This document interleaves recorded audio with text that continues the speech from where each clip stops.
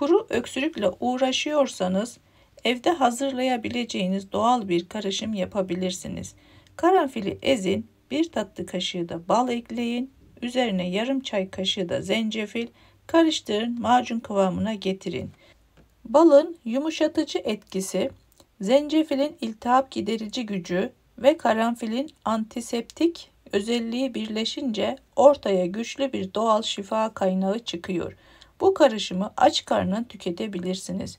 Ciğerlerinizi rahatlatacaktır, kuru öksürüğü hızlıca kesecektir. Aklınızda bu bilgi bulunsun.